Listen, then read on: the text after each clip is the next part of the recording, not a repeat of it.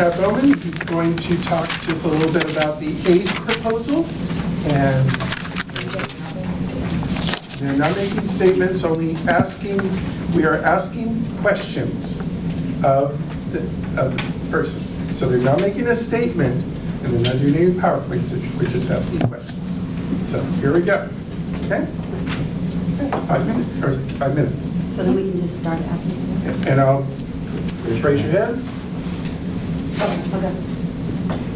So what might this position, or how might this position complement other departments at Cosmetology? So my biggest hope with this position is that we would be able to give some better resources to other faculty and departments across campus.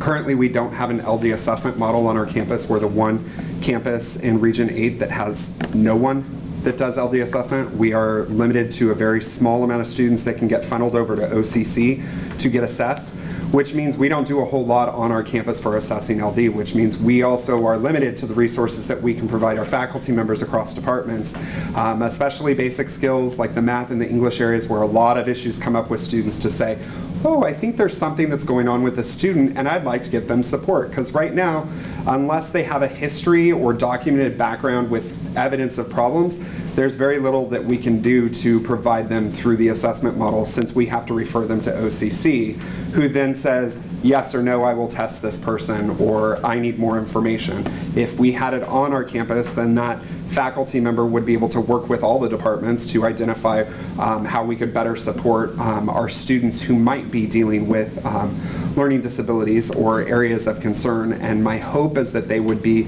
a secondary liaison to our departments in providing support to our students, specifically with learning disabilities, but also all disability matters that might come up. No, I feel like you're bringing up exactly what my question was, which is that would new staff be in charge of learning disability assessment, or would the new staff be in charge of filling your current vacancy of accommodation specialist? No, actually our current vacancy of accommodation specialist was pulled as we had a staff member who was moved to our department and filled that hole, so we removed that from the ranking for classified. But actually they would be working with the students that we already have. Last year we served 846 students altogether in our program, of which 94 were LD and 482 fall into what is considered other. So you can see huge discrepancy because the only students who can be classified and funded for LD are those that go through the assessment model, which means we don't have an assessment model, so our program isn't getting funded at its full value. A couple of years ago, the Galvin Group, who worked through the Chancellor's Office for DSPS, did a study that said about 30% of the students that fall into the other category qualify for LD testing. So if someone comes in with a background of learning disability from high school or from another campus and they say, well, I have a learning disability, we technically can't code them as a learning disability until they go through this model and get coded as such. So we can only classify them as an other category, which means other, they should be tested for LD, but we don't have an LD testing assessment model here on our campus, which means that there's probably about 150 students in that category roughly that should be tested, of which some get monitored through to OCC and many do not. Yes? The ones that do not, what happened to them? We still provide services. We just don't get funded correctly for them. So we don't negate services or pull back anything and say, oh, we can't give you all the services. The assessment gives us a better understanding of how to meet our students' strengths and weaknesses based on their learning profile. But we still fund them, we still provide them with accommodations and services. We'll still work with you and with the student. But the difference in funding is our weighted count is 3.15 of our allocation for LD, and it's 1.32 for other. So there's a major discrepancy. When you work out the allocation model, it comes out to be about a $732 difference per student when it's fully funded through the allocation model. Have you seen an increase this semester with the new safety security team and that assessment, the BAT team? We're seeing a lot more of students with different needs all across the board, not just learning disability, but mental health and psychological. But our other category keeps skyrocketing and our LD category keeps going down. So there's an inverse and positive effect of other going up and our LD category, because we can't fully specify who's LD on our campus, is going down, which adversely affects our funding. Chip? Yeah, just quickly, you mentioned allocation. Federal money, state money? State money from the chancellor. The person you're hiring, their primary responsibility will be LD assessment? Yes. And that one person can handle all the LD assessments? Currently, throughout our region, there's probably about 5 colleges that have both full-time and part-time support for LD. There's 9 that have 1 or more full-time and 3 that have just part-time. I think we could at least make a good dent. Sorry, that's all the time I have. Thank you very much. Thank you. Okay. Next, we have Vaughn.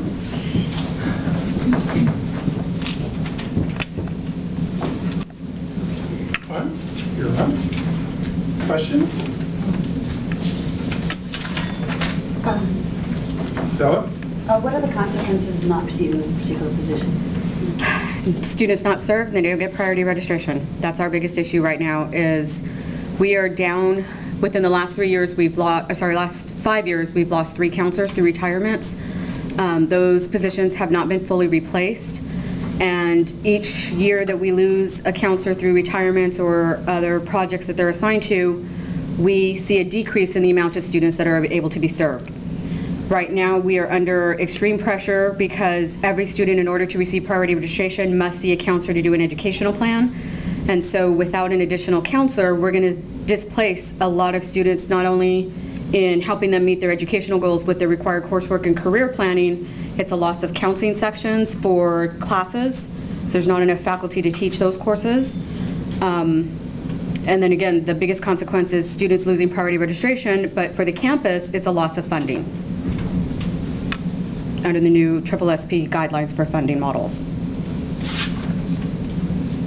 Would the position be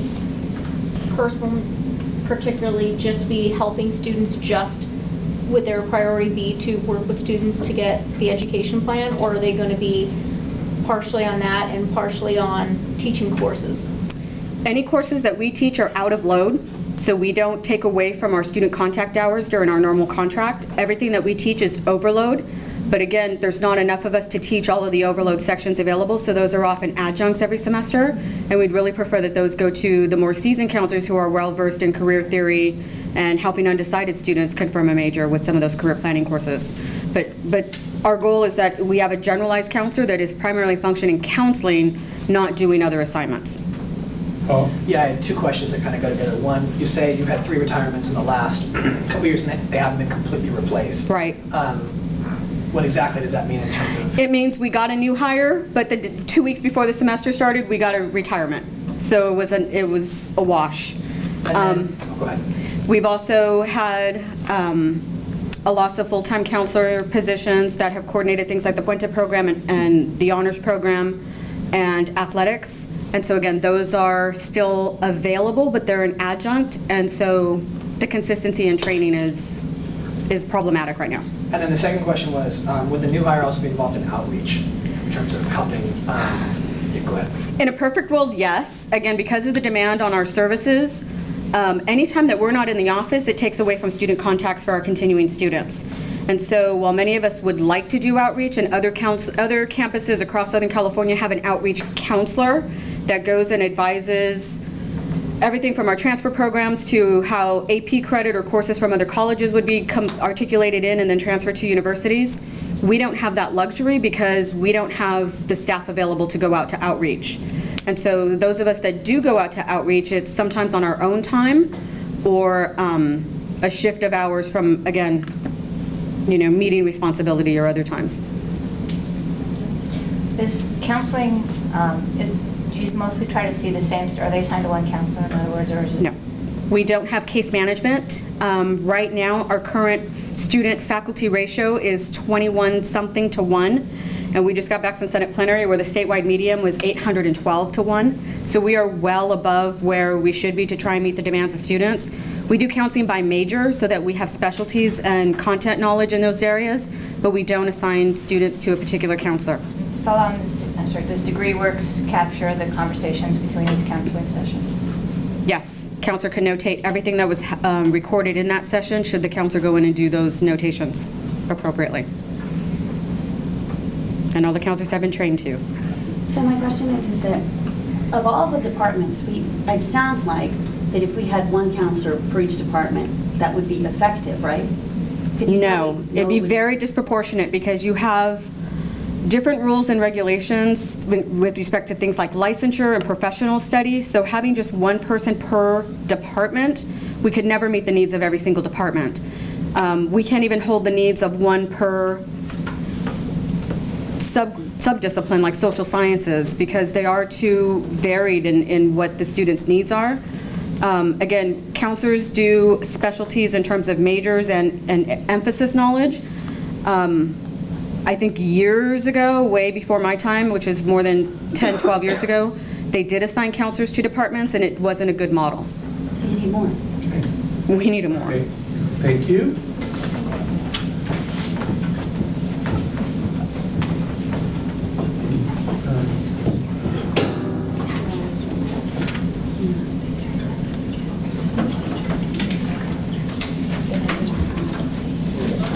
Marnie's up next. Talk about dance.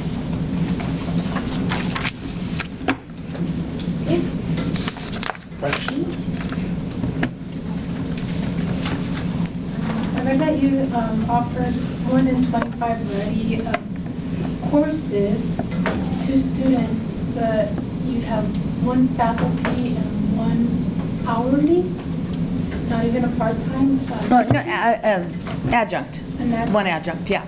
How does that work? It's very complicated. In the dance department, we are maxed out, and we've had one instructor for many, many years who is teaching from 9 in the morning till 5 at night. We have many sections that are meeting at the same time, make no mistake. She's not just teaching beginners and then teaching advanced. They are meshed together, but we cannot grow this program. We're barely able to meet what we can do because without another full-time replacement, she is absolutely doing everything, and we've only been allowed one adjunct to take one specialty off her plate. So, and we're full. The classes are absolutely full, and so and because there's only one full-time faculty member in that department, she cannot serve on any committees. She cannot evaluate any instructors. She can't do anything. She's in that studio all day. And so for us to grow that program and meet the demand, we do need another instructor. Your report talked a lot about growing dance as a major, and I was wondering how big is the interest on our campus for dance as a major? Well, it's kind of backwards because sometimes they get frustrated they can't get the class, so I believe it used to be much stronger than it is now, certainly. And our sister college is stronger in dance, I will admit that. But we're not turning anyone away, but we can't grow the program. There's so many classes we've had to stop offering because this one instructor cannot fulfill all those duties and cover our core basics that anyone who wants to get a degree in dance needs. So I think it would grow quite a bit if we had another instructor who could pick up those other specialties, which Nanette certainly cannot do. She's handling our core classes.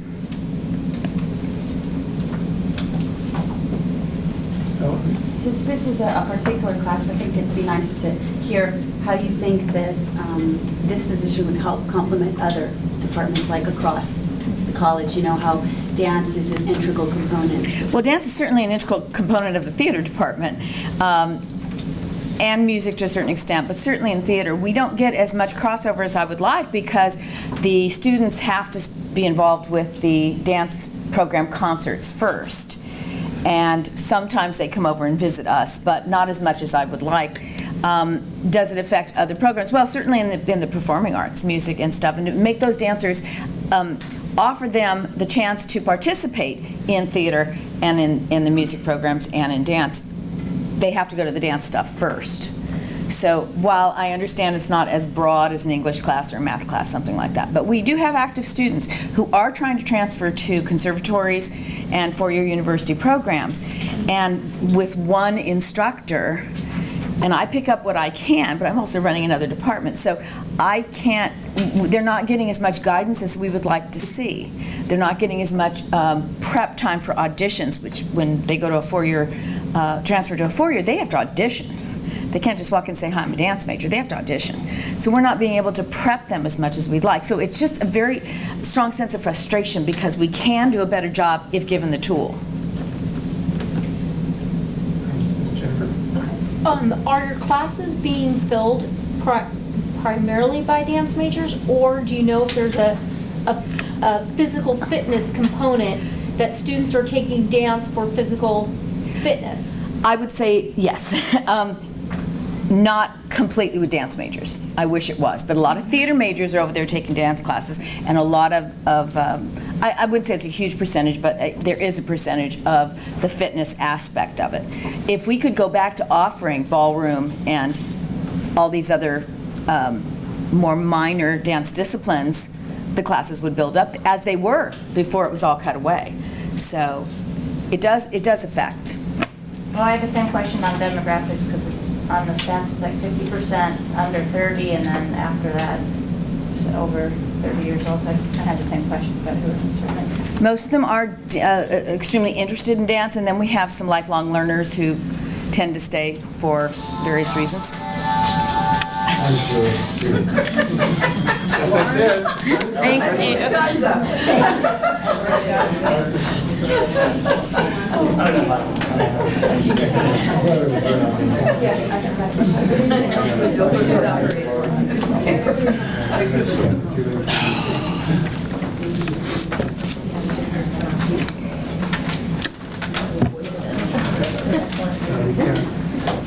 Can't have those can't be told.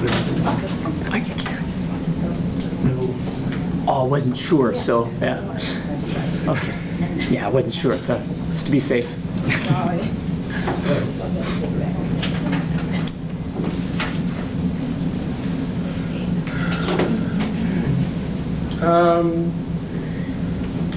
have Abe is next, and he's going to talk about 3 positions, so we will have 7 minutes to present and to answer our questions. So are we ready? 7 minutes? Okay. And we'll start out. What? Since he has extra time, I can start it off with, is this an English thing going on here, Paul and Abe with the haircuts? You know, inimitable. That's what it is. That's all I have for Paul? I had a question that's actually inspired largely too by the counseling question I had. Can you talk about the relationship between English retirements and replacements over the last 4 or 5 years? I can. I had a visual aid I wanted to use, but apparently I can't use it, correct? Okay, because this morning I wanted to make sure that I had my data correct, and so I went to personnel and I asked them for the retirees for the last 5 years and the hirings over the last 5 years as well. And all of them were more or less commensurate, with the exception of a few that were actually working on a better ratio from retiree to hire. The only one that was in negative territory to the extreme that the English department was at was a 3 retirees to a 0 new hires ratio. Like I said, all the other, most of the other ones were either 1-to-1 or in some cases 3-to-1 or 2-to-4. So having lost 2 and gained 4. And so I was, yes, but I think it's had a huge impact on our department based on what we've written here. Jim? Yeah. If you were granted one position, where primarily would you put the additional instructor working? For remedial, transfer level, English, developmental, you know, whatever other kind of. Right. Well, most of our courses are now focused on the basic skills developmental courses and the pathways courses that's been implemented by the campus, which are English 100 and English 110, the critical thinking course and the composition course. That's the bulk of the courses we offer now. So they would be across the board in that. And of course, I mean, we've all been contributing in the department to basic skills, SLO coordinatorships, and that kind of thing. Because based on what we're talking about and the program review itself, we sort of need to be involved in those things and need to be involved in that conversation, in part to hear what other departments across the campus have to say about what our role is with them, but also to continue to make sure we're articulating correctly with these other campuses, CSU, UC, and so forth, on all the transfer courses and transfer students. Hi, can you talk about the part-time and the full-time and how that's so important? Yes, so a few things have changed on what you have read so far, and at one point, I believe I said there were 34 or 35 part-time faculty, but currently now we have 39 part-time faculty and compared to our 9 full-time faculty.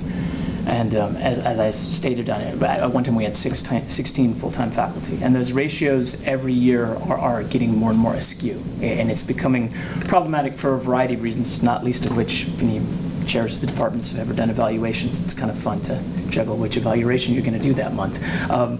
But it has become a problem mostly because we need to be involved in dialogues in terms of what we're trying to do with our curriculum.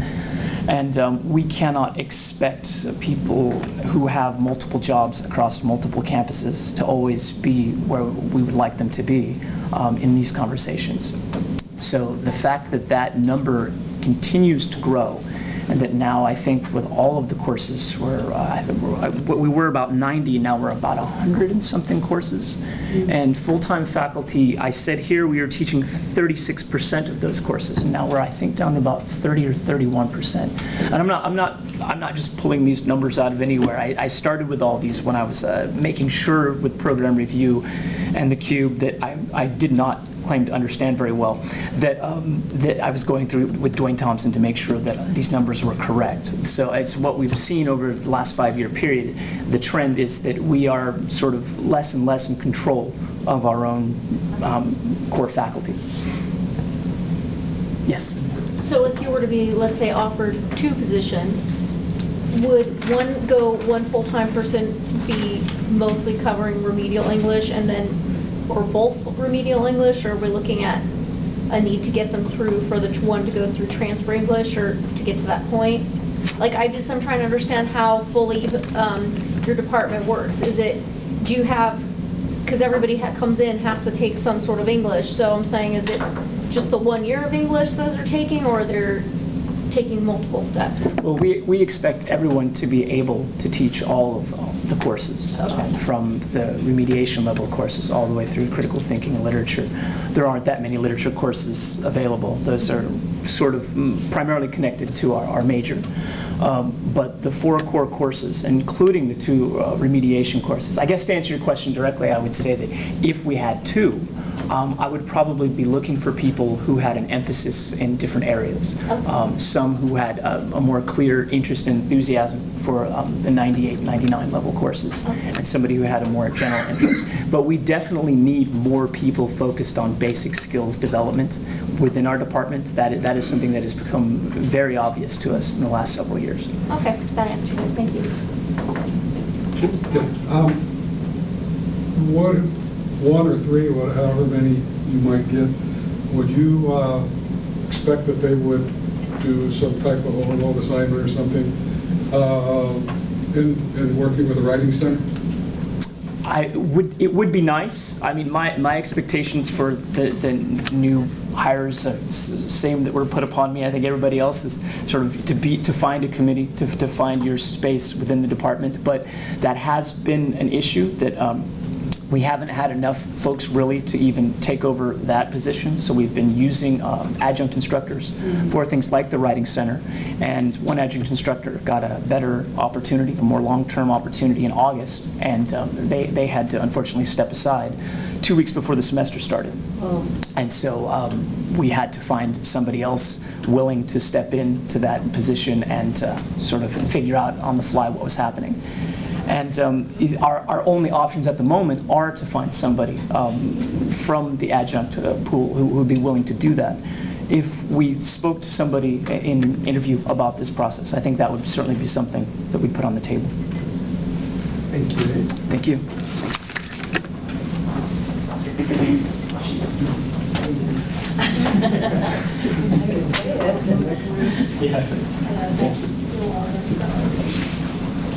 correct.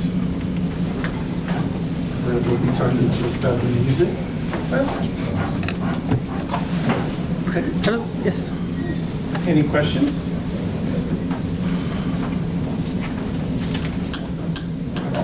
Is there a particular specialty you're looking for with this instructor? What need needs to be filled? Well, we've been talking about it. We were talking about a particular branch of the core of the major, basically of fulfilling a need for the core classes for the major.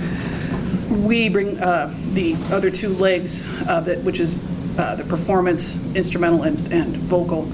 So we were talking about music theory as one of the elements that the person does as a specialty, but in reality, it's getting somebody who can do the fundamental classes of the major so we can free up our faculty who are right now teaching so many GE class units and loads that we're not able to spend the time we need to with our students who are majors on trying to transfer, because it's a heavy duty load for those kids to get done. So it would be maybe theory and piano, but it would be also reflective of what the applicants that submit their applications are, and we can best use their skills.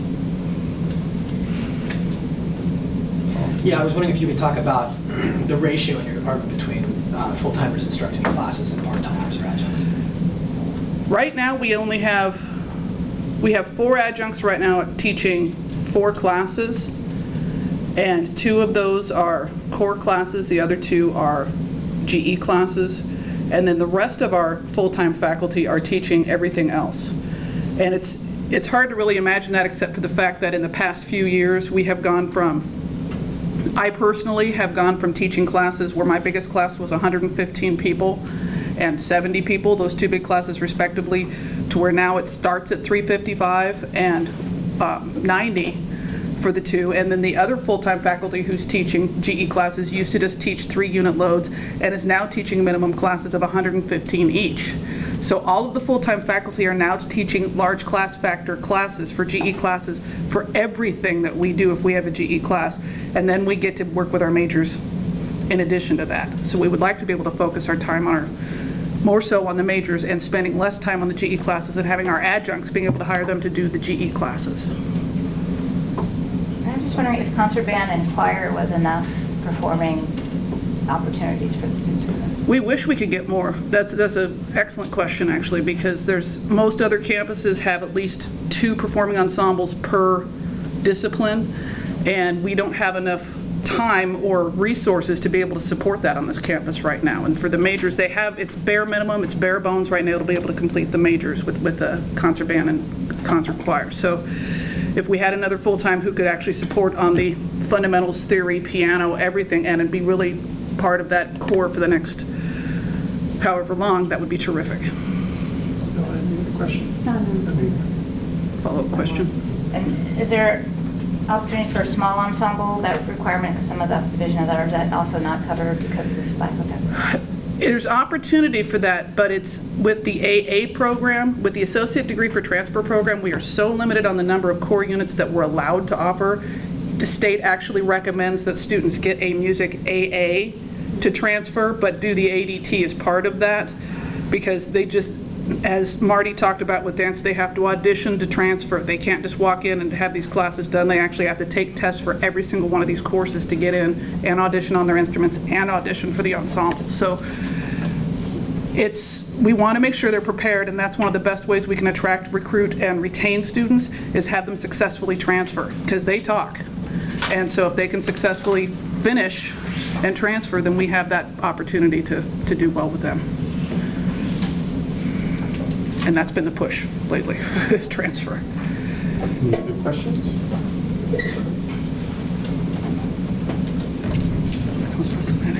We'll be good. Thank you very much. Thank you.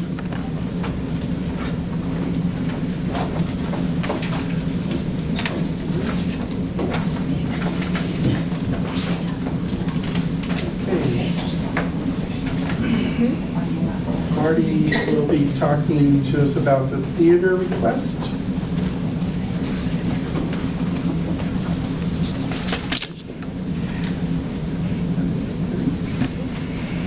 Any questions? Yeah, I was wondering in terms of if you were given a new hire, what their focus would be. Oh, thank you for asking. The theater arts department, think of it as a three-legged stool. One is our academic classes, our lecture courses, theater history, et cetera, et cetera. The second leg is the performance skill level, acting, stage movement, things like that. The third leg is technical theater, and this is what we need. It's a technical theater specialist. We do not have one, and that is a main component of our major, and we're making do with part-time faculty who may only be available at certain times in certain semesters. It's not cohesive. Here's the problem too. We're training students when we can in technical theater on equipment that they will never encounter when they leave here. New technologies, we haven't been able to train them on new equipment and new technologies. We're just training them on basic stuff. We need an instructor who is a technical theater specialist, and that could be scenic, lighting, costumes, sound. It could be any of those, hopefully a combination of those, who has knowledge of new technologies. And this way the students are being trained for something useful when they walk out of here, because technical theater majors get jobs before any other part of theater. Make no mistake, jobs are available in technical theater all over this country. And we're not able to train them properly, and it is the third leg of our major, and we're not able to fulfill it. The person who was doing it has retired, and so we do not have a technical theater specialist. So in many universities, theater and dance is combined, and the dance people take all the technical theater too, and also get jobs and start businesses in dance and do the theater, and they have to know all the same stuff. So I just wanted you to comment on that. Well, because we do offer lighting one semester and scenic design one semester and costuming one semester and makeup one semester, and we do have students from the other disciplines, music and a lot of dance. And yes, these are the skills that these students are going to walk out and be able to seek employment immediately. Actors, I'd love to say they all get hired immediately. They don't. But the technical theater ones, absolutely, there are jobs. And so I feel so frustrated that we are not able to devote what we need to for them. Yes, I'd love all new technology in the theater too, but that's not going to happen right away. But if I had an instructor who is up on that, we're able to prepare these students better. So it is a little bit frustrating. Is there any part-time pool of people who have this kind of specialty? Certainly, but they are specialists in just one area. So I may have a state-of-the-art lighting designer, but scenic may not be. And so I'm looking for someone who may have the specialty in, let's say, scenic and lighting, or that would be more likely, or lighting and sound. The person who is no longer the technical theater specialist specialized in costuming and makeup, so that was that specialty. Yeah, so that we do have part-timers who I like very much, but we're not able to give the students a cohesive experience, meaning the part-timers leave. And so if a student wants to come into the shop to work, they are given limited opportunity because there's no one there who can supervise, who has the knowledge. And so we're not doing, again, the third leg of that stool is not there.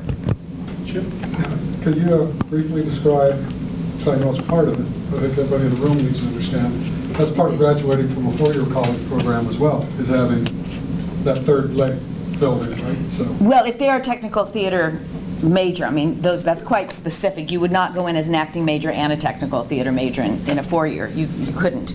But most certainly when we send students from here, they're well grounded in theater history and all those other things, and they have a basic understanding. But then they get to Fullerton, or they get to Long Beach, or they get to wherever they're going. We've placed students in Europe, we've placed students in New York, and they have to learn all the technology that they're not quite getting here, and they may not have enough hours that they've worked in the shop because we don't have someone there who can supervise them. I was just curious if you're also looking for someone then, you're talking about the need for new technologies, who might have a background too in writing grants or proposals for... Oh, that would be lovely, but that drops down a little bit. We need someone who can not only major in or handle the technical theater aspects, also a generalist in that they can also teach a lecture course. One of our intro to theater classes, which are always quite full on campus. They would have to be able to do that as well. Is it is it practical that the technical theater person could teach effectively without the new technology? Well, yeah, I mean, they can. You know, yeah, you're teaching a little more old school. Yeah, the technology, I just want them to be knowledgeable in it. Okay. And then we can also, because with iPads and other things, okay, we can do a lot of things. So through those types of things, it's not like a major equipment that you have to. Right. Sorry. Right. Thank you very Okay, much. thank you. I didn't see the question.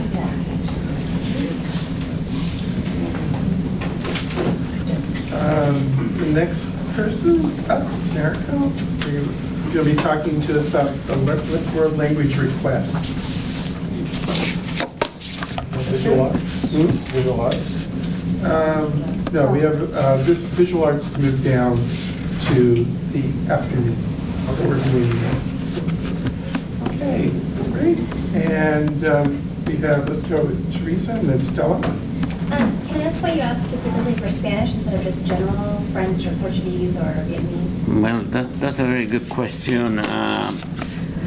Due to the budget cuts in the last few years, our department was cut 40%. They eliminated all of the French, Chinese, and all of the other languages. And as a result, we don't have a basic structure to begin to teach the French and the Chinese and all of that.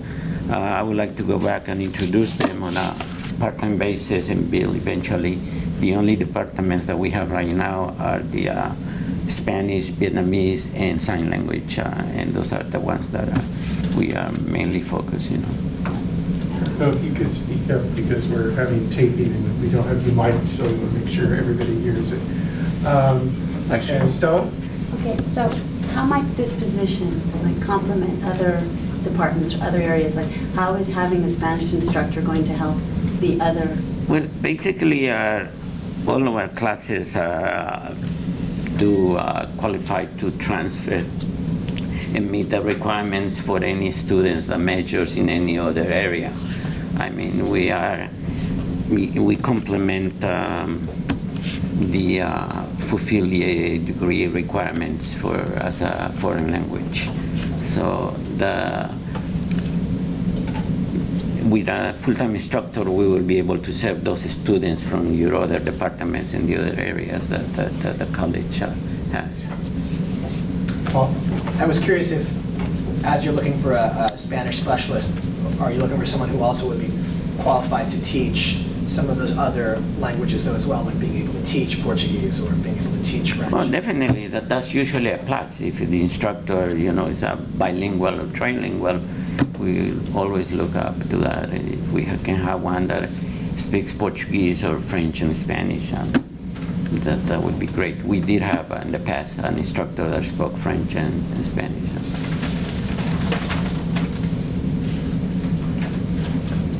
Any other questions, Stella? What new trends do you see in society that you feel that Spanish is serving? Well, it's coming up. That's a very good question, because we also, our department is one of the few departments in this college that meets the mission of the college as far as doing outreach to the community. We've been doing outreach for 38 years. We have what we call a Chicano Latino Day every year, in which we bring all the surrounding high schools. This year, we're expecting about 600 students from the surrounding high school this Friday, and 12 of the different high schools. So we meet, as far as the goals of outreaching and meeting the needs of the minorities is concerned. Our department has done a great job. And instructors see themselves as a bridge to those communities. The Vietnamese instructor celebrates the Tet Day, and the Latinos usually serve as role models, friends, counselors, and everything else. And we go out of our ways to do the outreach. We're a big part of the Chicano Latino College Day, with the ones that implemented and have been carrying it on for 38 years. You noticed a growing interest in the Vietnamese major, and I was wondering, is Spanish also growing in popularity? Definitely, we have grown, even though we have been cut, to the bone, and somehow, I don't know, we feel like, we're the ones that usually are the first ones to be cut. So yeah, we're growing. The Vietnamese community is big and large, and we have very, very big classes in Vietnamese. But is Spanish also growing? Spanish is one of the biggest. Yeah, we're growing in every class that we have. Our class is closed early, and we don't have enough seats for all of our classes as far as that's concerned. So most of the high schools are surrounding us. The majority of the students are Latinos. So, you know, if the Latino is going to take a class, immediately that he identifies with will be Spanish. So yes. Chip? Yeah, just real quick. Chicano Latino Day is a great day. Tons of students show up. Do we have an idea how many of those students actually come to Golden West? Basically, no. We haven't kept record of that.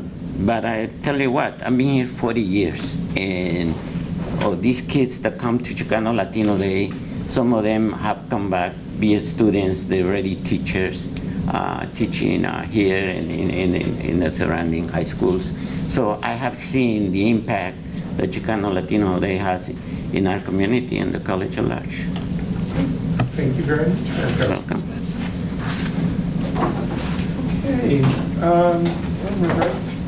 Okay, Alice? Alice will be talking to us.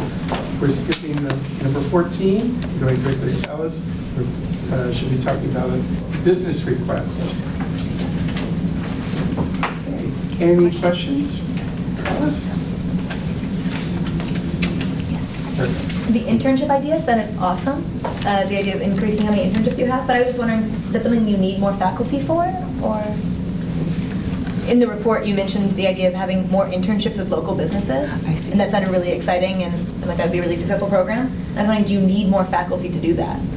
Yes, because currently we have 2 full-time business faculty in the area, and one of them does a lot of our introductory courses, and the other one feeds our transfer breadth, and he teaches a lot of the business law classes. So with everything that's kind of moving, a lot of the things that are moving around, one of the things we want to do in building forces with CTE are the 2 areas we can go in. One with the internships you're referring to, which is our contract education.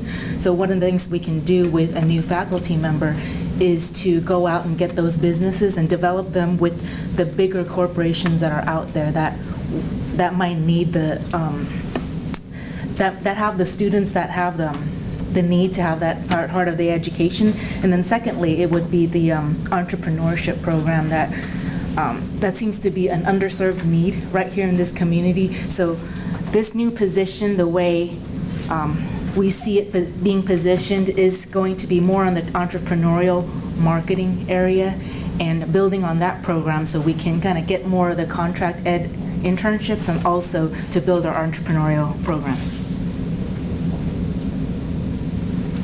So currently, is there any entrepreneurship's been identified as a priority for Orange County? Is there any other courses that meet the need if we do a stackable certificate in CTE for every certificate to add entrepreneur class, or is that we have a class or we don't have anything to add entrepreneurship? That's the idea, is exactly what you're talking about, is to strengthen the entrepreneurship program so that we can kind of cross-pollinate with CTE. So some of the auto programs or the other programs that you have with CTE, how good would it be if we can kind of pair it with a business background, so a student that comes out has a specialty in one of the CTE programs, has a business background, so that person can manage a shop or they can go out and run their own shop. So there's no class right now that does that?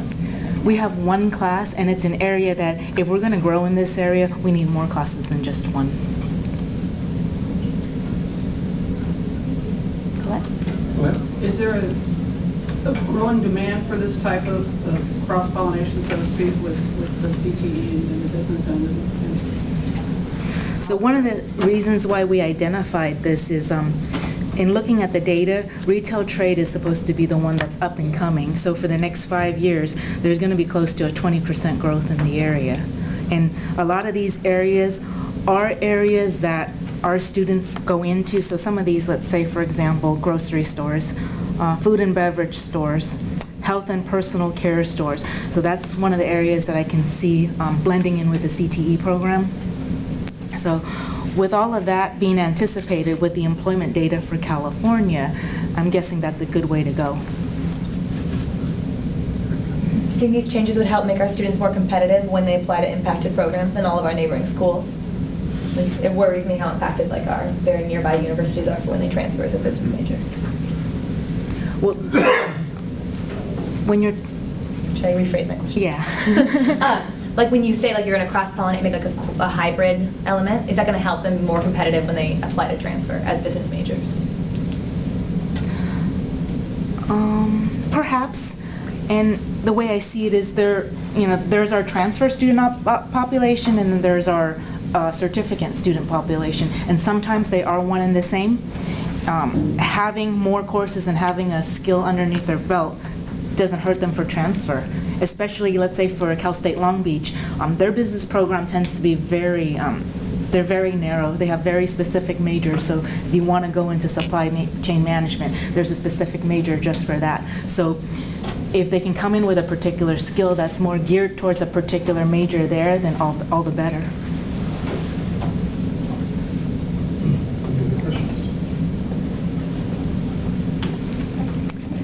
Thank you very much.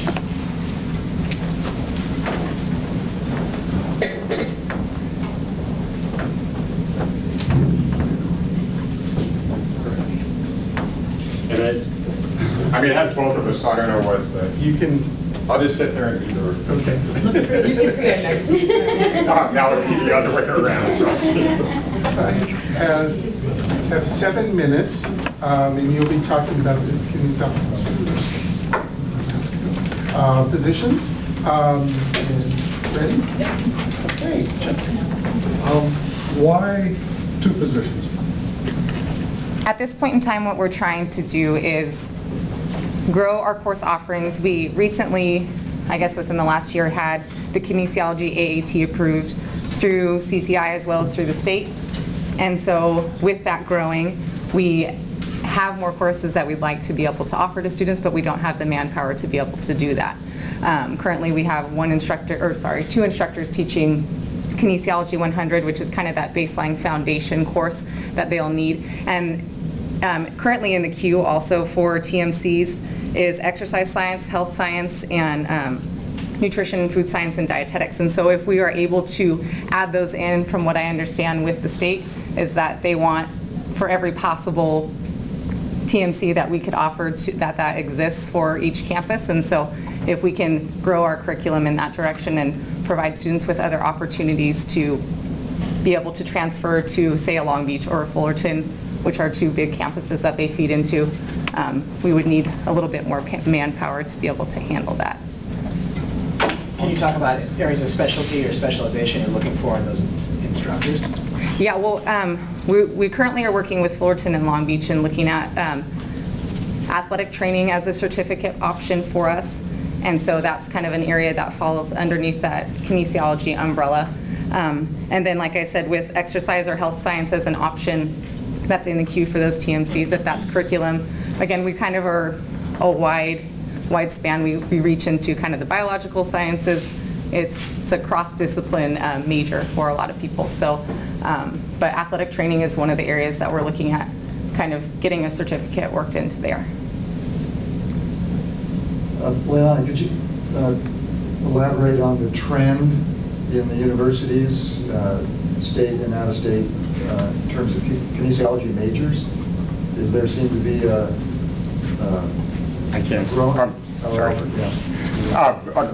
Funny, I was in the doctor's office the other day and just happened to pick this up, but kinesiology currently is either the 6th or 7th most popular major in the Cal States, and it's skyrocketing. In employment numbers, according to the Bureau of Labor and Statistics, the health field of fitness professionals, instructors, not to mention the health sciences, is just absolutely blowing up. And that's kind of the need, along with a couple other reasons, is why there's such a need. The department's gone from 22 full-time faculty to 7. We've cut our physical education offerings over 70% through this budget crisis. Well, you know, we've mainly because of her, have completely revamped the curriculum, and we're completely in line with making all these changes and matching the labor trends and matching the transfer trends, and just obviously need some instructors to do it. You know, the other side here, part of it is the athletic component. That's probably why we were both on there, is, you know, that part, that's 15% of the full-time student body on this campus. The student athletes transfer at 80%. Second-year participants are transferring currently at 79 to 81% every single year. Over $1.5 million worth of scholarships, and just as we continue to grow like that, not necessarily the student athletes with the majors, there's a dire need for more instruction. Any questions? Yeah. What about the whole Title IX issues? Is that a factor that we are considering? Absolutely, and part of, if the original request was for one of them was for a women's track head coach, you're looking at the only female instructor in the division. We have a desperate need for females role models, as those, you know, we're at 52% of our students at this campus are female. About 30-something% of our athletes are female. There's definitely a gap there, and well, we can't say we're going to for sure hire a female. That would be a huge goal of mine, to try to have her not be the,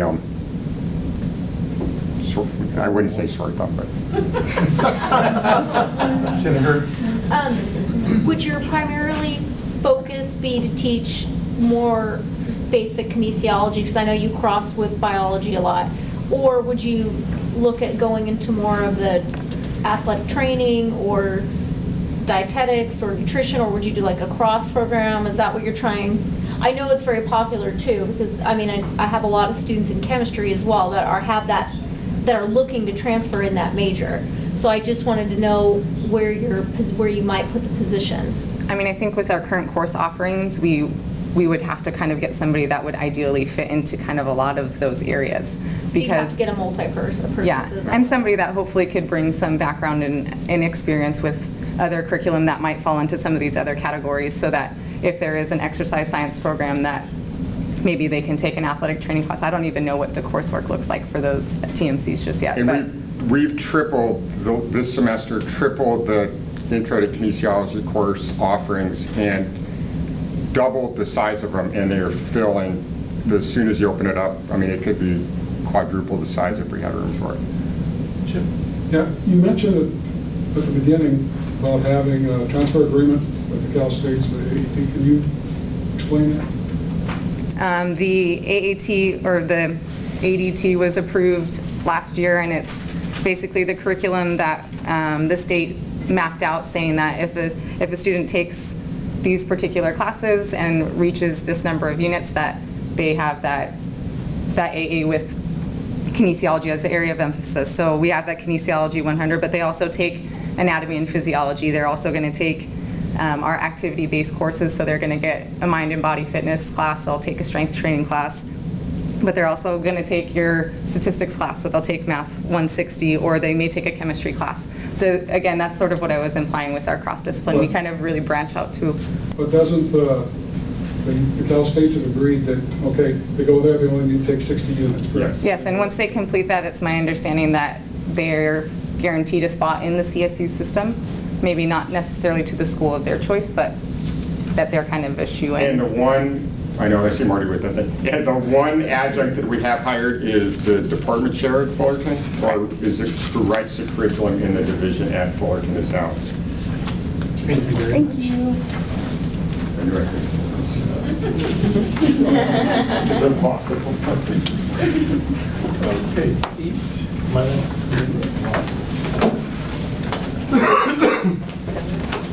Pete has 7 minutes to talk about the math request. Any questions? Can you address the part-time and the full-time discrepancy, that maybe that's an issue? I'm glad you asked. Since we wrote this, at the time we wrote this, we had 15 part-time to 7 full-time. But since then, we have now gone to 20 part-time and still the 7 full-time. 2 of our full-timers are non-tenured yet. Most of the full-timers are taking on a basic skills course, which are all large class factors, and some of the advanced courses, and then the rest of the courses are left to part-time adjunct faculty. And with the large classes that we have, they really are not able to teach more than one section. So that's where we're at right now. You mentioned large class, which most of our basic skills classes are large, 90 and sometimes above. If the campus had went to you and said, we want them all to be normal sized classes, could you do that? Not at this time, no. There is not enough full-time faculty or part-time faculty to split those courses to regular size. We would have to hire a dozen more full part-time people to fulfill that need. So I don't see small classes coming in the future.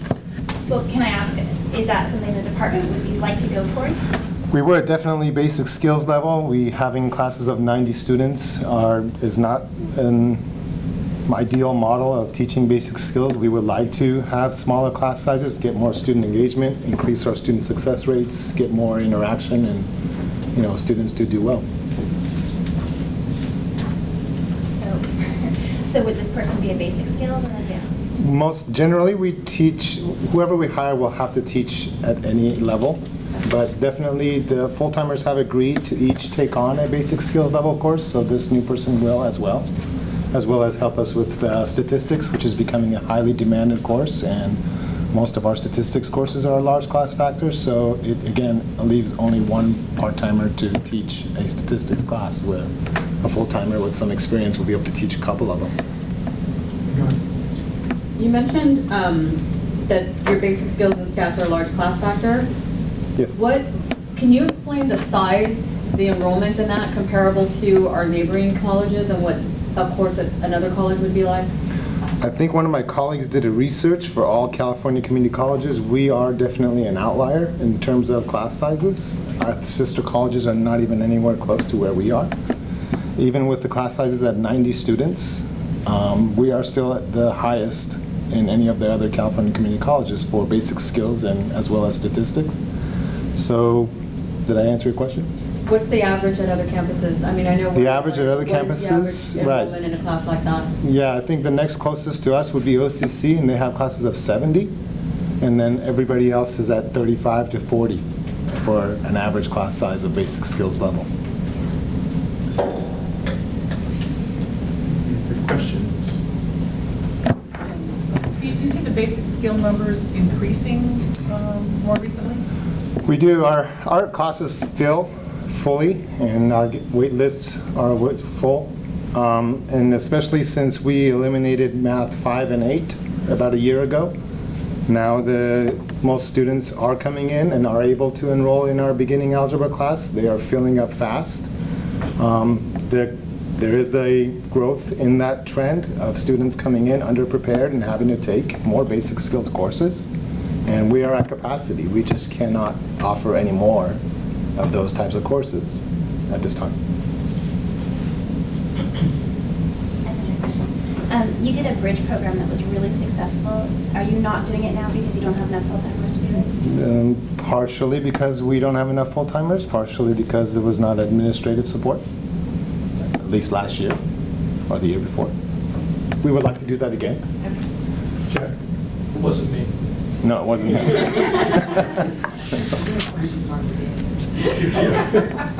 Can you describe the difficulty assigning in math, assigning part-timers multiple sections of classes because of the LHE limitation? Yeah, and as you know, the part-time LHE allocation is a maximum of 10, but if a part-timer teaches one of our basic skills courses, that's 7.5 units. So they will only be able to teach that one course. They will not be able to take on any others. Typically, part-timers are not on campus to hold office hours, and they're not involved with the departmental discussions on how we want the basic skills program to move and how we want it to improve. So it is also difficult in getting the part-timers to participate in the SLO assessment and reporting.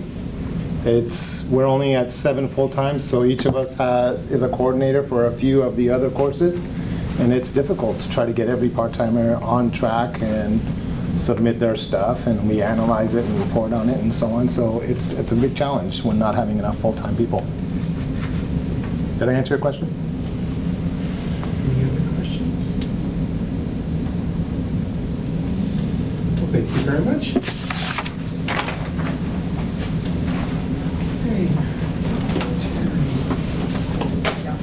Terry Sneakin is going to take 5 minutes to talk about the chemistry request. Don't all ask questions at once? Just speak loud, we're taking, so. Okay, any questions? Stella?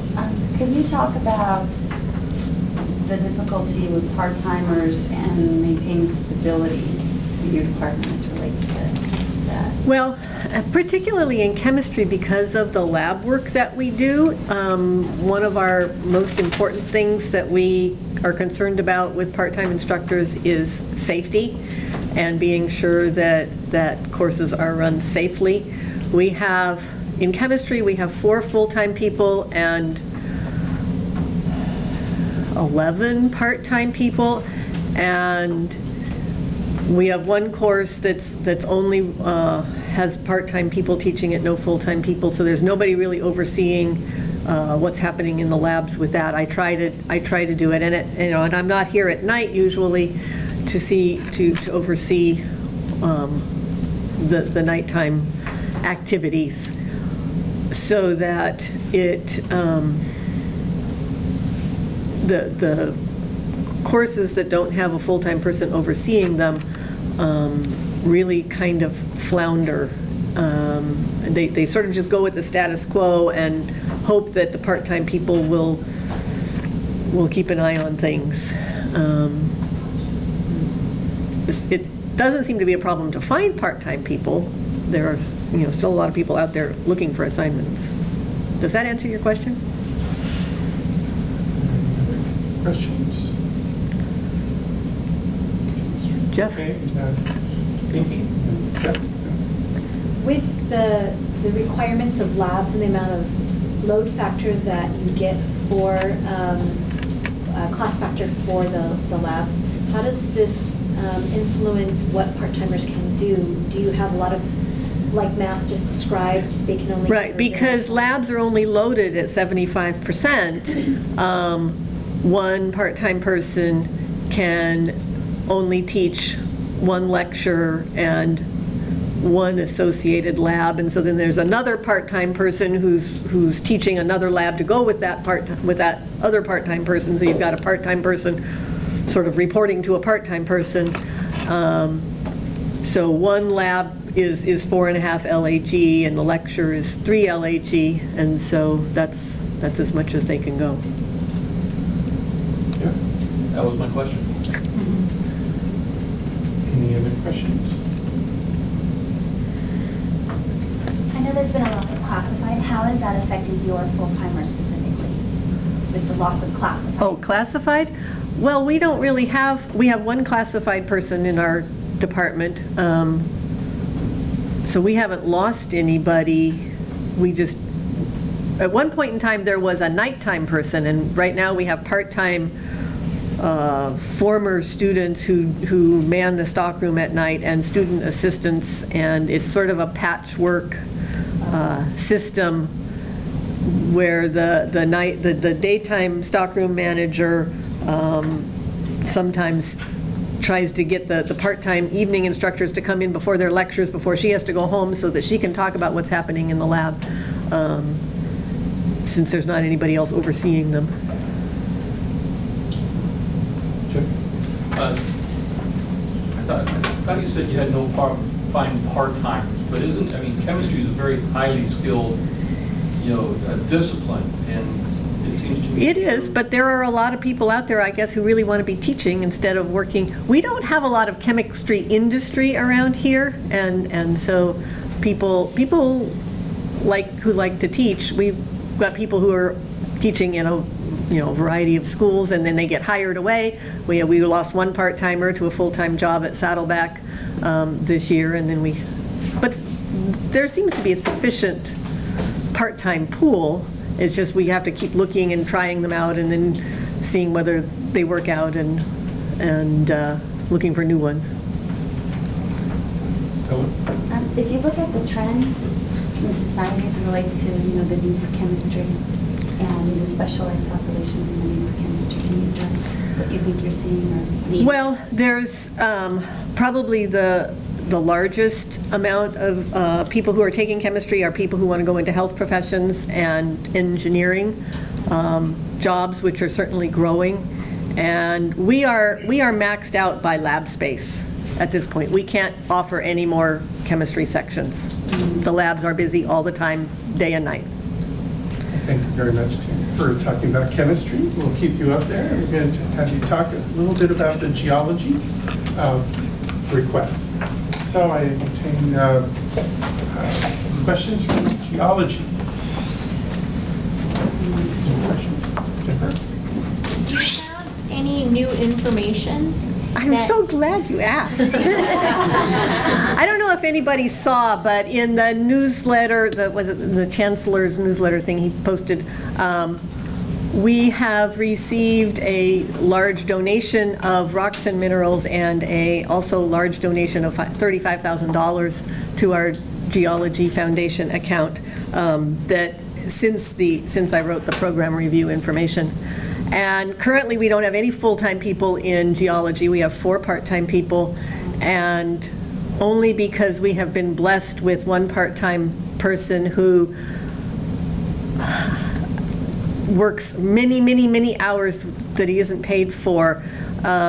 We've gotten this donation, we've gotten this grant. Now somebody has to oversee the grant and the purchases of equipment from that money.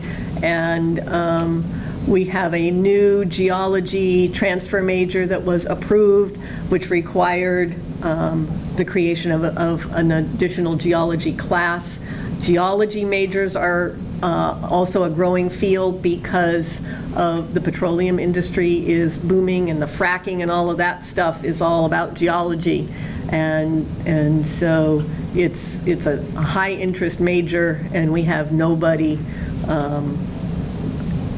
running that department. We had a full-time person since the day the college opened. Ron Gibson was our full-time geology person, and he retired 4 years ago and has not been replaced. So we've got a lot of things that need to be seen to in geology. Teresa, where do our students transfer to geology?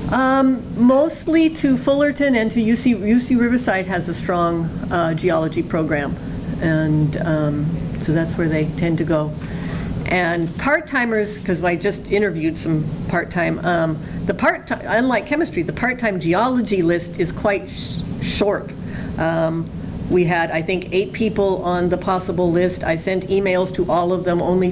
Most of them were already busy at other schools, and 2 people to interview for 1 teaching slot. Fortunately, they were both reasonable, and we didn't have to choose one not as bad person or something. But yeah, there's not a lot of part-time people out there looking for geology jobs. Any other questions? And you're the part-timer who got the grant and all that, where's he commute from? Las Vegas. Where? Las Vegas. Las Vegas, yep. I don't know why he loves us so much, but one of these days, if he doesn't find a full-time job with us, he'll find one with somebody, because he works his little tail off. I'm really glad he loves us a lot. Any other questions? Thank you very much. Thank you. Okay, questions for Maria? Okay, thank you. Any questions? Yeah, I was wondering actually if you could talk about what specific kind of specialist you're looking for in the department right now. I'm going to say eclectic, because at this point what's been going on is, because there's only, I counted this morning, we have an equivalent of 1.8 full-time faculty for 26 sections. Of the 26 sections that are being taught, we have 23 of them are large class factor, and that seems to have been the pattern. is to basically increase the class sizes rather than increasing the faculty. Right now with minimum quals, it's basically faculty are especially the part-timers, we just hire them in to fill the space. We have so many sections of what is basically a very popular major. Especially with our ADT now, we have the associate degree of transfer. We were the second one behind communications that had it. And it is the #1, at least the last time I looked, of majors, of what's being granted for degrees in the transfer degrees right now. So ideally, because we are losing someone who was a specialist in child development and lifespan, that would be Dr. Brady. She's indicated that she will be retiring.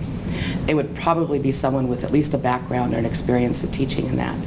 But definitely somebody that would be able to fit in a lot of the other courses, like our psychobiology, maybe more research, because of that major, again, when we have one individual who really is qualified to teach that research class, and that's, you know, Dr. Isonio, Steve.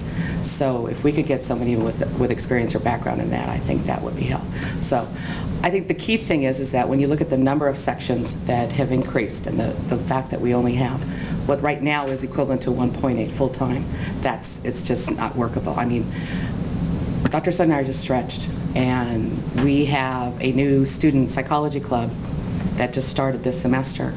We couldn't tell them no. I mean, we could say no and say we just can't do it, but the only way that we could agree to, you know, would be co-advisors. Dr. Sonia sat down, Steve and I sat down and talked and said, we've got to do it together. We are not going to be able to do it by ourselves. So we agreed, and so we're co-advising, just because we really believe that the students are very motivated for this degree and for this kind of major and for this kind of experience. Hope that answered your question. She nailed it. Okay. Any other questions? Agreed, as the department chair. How many part-time instructors do you have? I can only go by sections. I don't know how the individual, I think some teach only one class, some teach only two. I didn't go into detail. But I will tell you, go ahead, you probably know. More than a dozen. Oh yeah. We are way out of compliance, let's say as a department, in terms of full-time to part-time. It's been that way for a while. And like I said, a lot of times we have faculty who are hired in who can teach the class at the time that it's being taught, but not necessarily have the true qualifications to teach that course. It's been a problem for us for about 5 years. The full-timers, we just have to let it go. We have to let it go. We have no control over that. It's a matter of filling a need at that moment, at that time. So yeah, if we could find somebody that had a really good, strong background and several experiences in teaching several courses.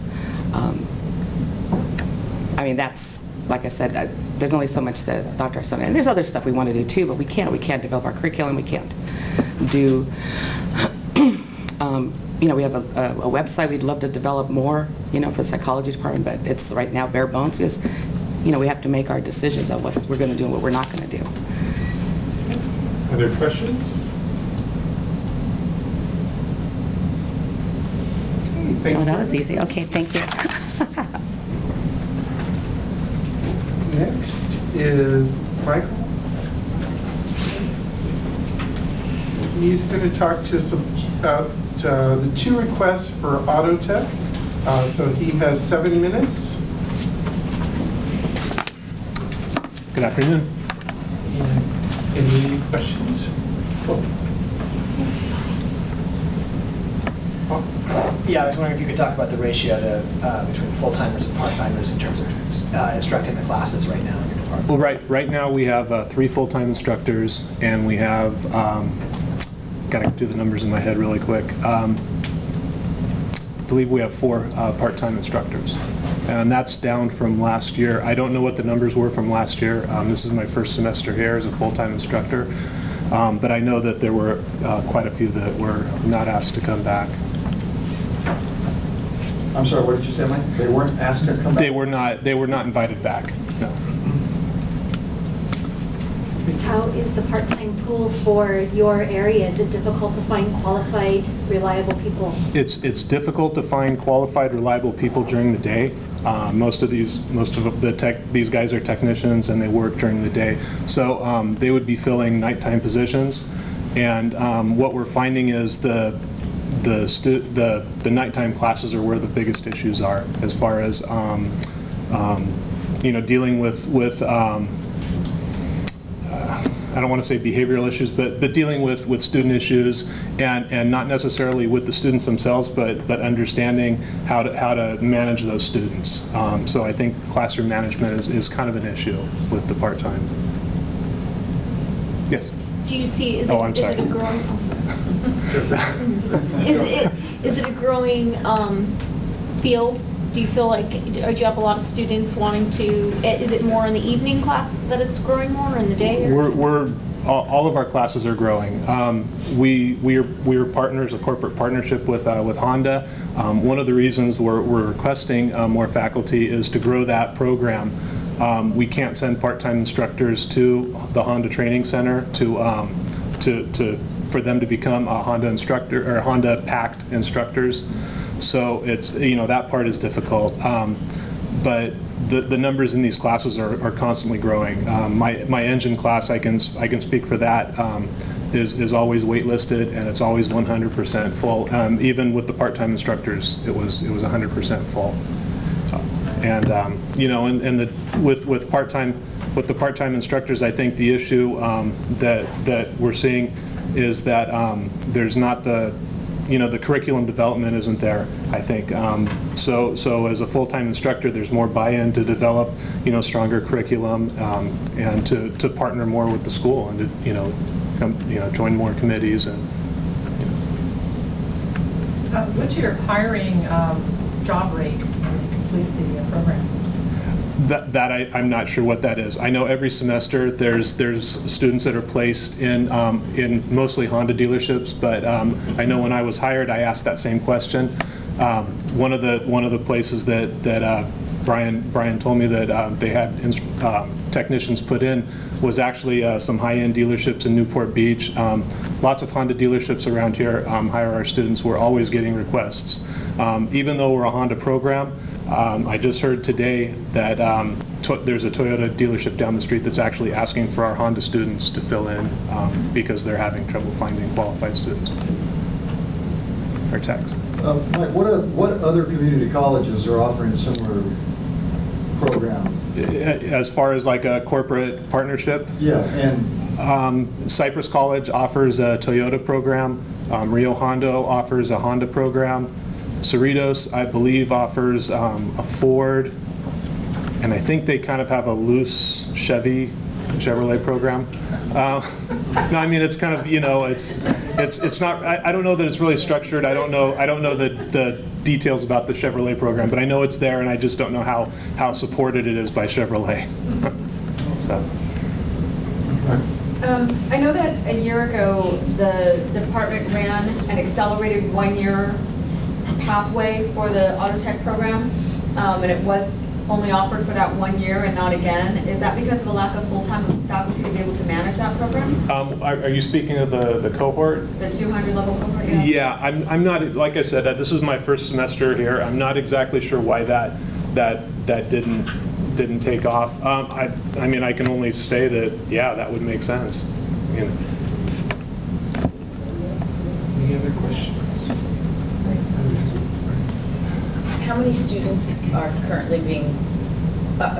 in your program, would you guess? I think right now, the numbers that we're looking at are about 400 in our program.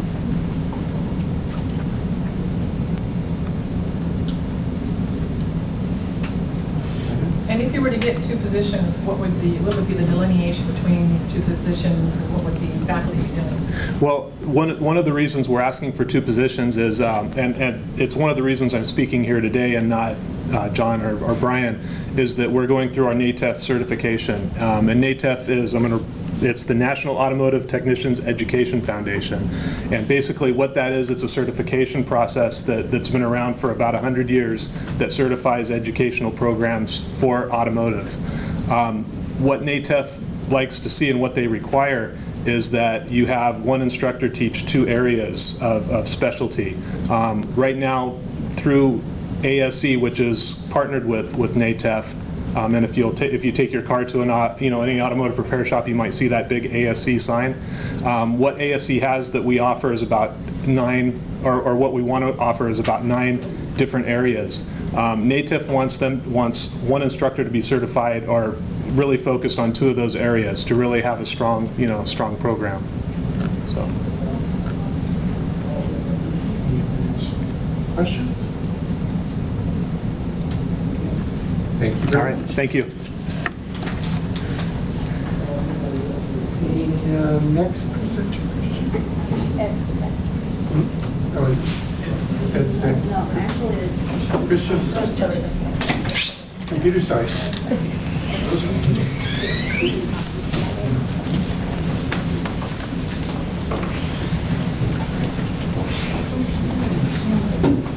She's going to talk a little bit about the computer science request. 5 minutes.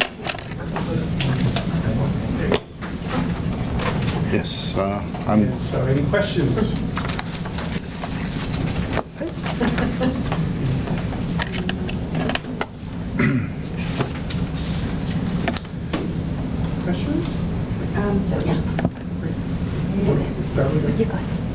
So, besides you, are there other part-time instructors that can teach you advanced computer science transferable courses? As far as I know, there is only one other part-time instructor, and even that one has limited coverage in his expertise. I actually asked him if he can teach one of the advanced classes. What had happened was that we have applied for the CIDs for all the ADT courses that are included in the template for the transfer, and 2 new classes were added: computer architecture and discrete structures. I am currently teaching one of them, and I will endeavor to teach the other one, but just as a backup, I asked if one of the instructor could, one of the part-time instructor with more advanced skill could teach, and he replied that no. So at the moment, for what we cover with the ADT, it's only me. The other full-time instructor is a shared full-time instructor between us and digital media, and not only that, but he is going to retire in the summer. So I'm here asking not to be left alone. Stella. I guess you kind of went into how your course, you're not being able to go to the next level. So how is that impacting transferability and your course? Transferability in students? The 2 new courses were just approved at Cal State level and UC. At the moment, is for the first time we are offering these courses. We don't have any statistical data to say how this will go one way or another, but just the perspective of the fact that it's going to be just one of me trying to cover so much ground with all these courses. It's going to probably look really difficult. I endeavor to do all I can, and I have a vision, I have plans, I have a computer that students are programming right now the size of a credit card. They are programming this one right now, so I have robots that I purchased, but as I said, it's only one of me, and our part-time pool it's difficult to find somebody who has an expertise in each one of these areas. And at the moment, we have 6 part-timers, and they cover mostly the most basic courses, none of the advanced courses in computer science. Could I have another question? Sure. Now, since your students are handling like machines and technology, and is there issues with health and safety that you might be concerned, like if you're like, okay, I don't have someone else to be helping with this? No, this is pretty safe. It's easy to handle. There are no safety issues. But if there wasn't enough people to train the students? No, the machinery, for the most part, everything is already set up in compliance with all the policies, and all they are doing is they are just hooking up very simple wires. It's nothing too complicated. So I know our feeder high schools are adding AP computer science as a priority, and are you able to bring in those students, or do you see them in your program, or is it a problem with only one person teaching all the advanced classes for those students? We would like to see more of them coming. We have outreaches. We are opening our department for them to come and visit. I hope to see more of them, but again, if it's only just me, I don't know how much we can go in depth with the transfer. The ADT being probably one of the most popular programs that we put forth right now.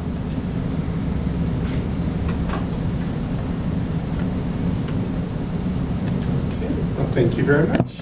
You're most welcome. Thank you. Ed? Yep. Going to talk a little bit about our cosmetology requests. He'll have 5 minutes.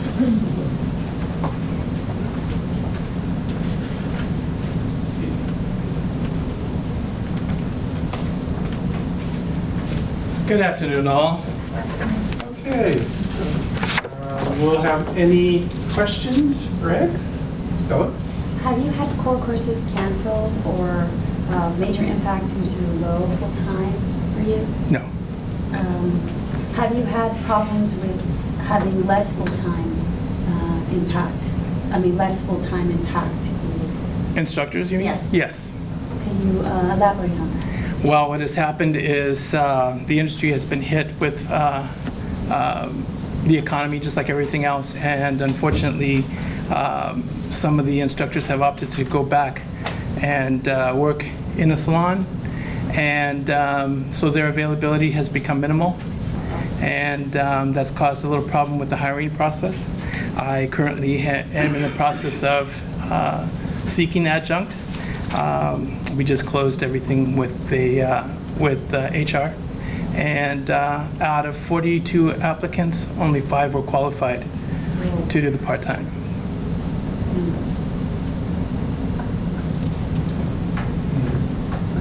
Yes. How many full-time and part-time instructors do you currently have? I have 6 full-time, and 1 is on a 10-year contract, and I have 6 part-time. And how many students do you currently have enrolled? I have 97 students in the cosmetology department, and I have 28 students in the aesthetics department.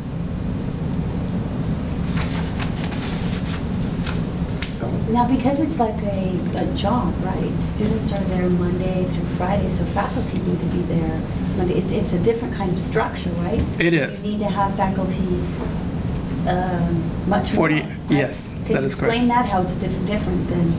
Well, our program runs for a 1,600-hour course, which is an estimated 1 year from the time that the student starts to the ends. During that time, they fulfill 40 hours a week, and so the instructors are there to give them the instruction from 5 different levels, 1 being the lowest or beginners up to the 5th one that is the ending.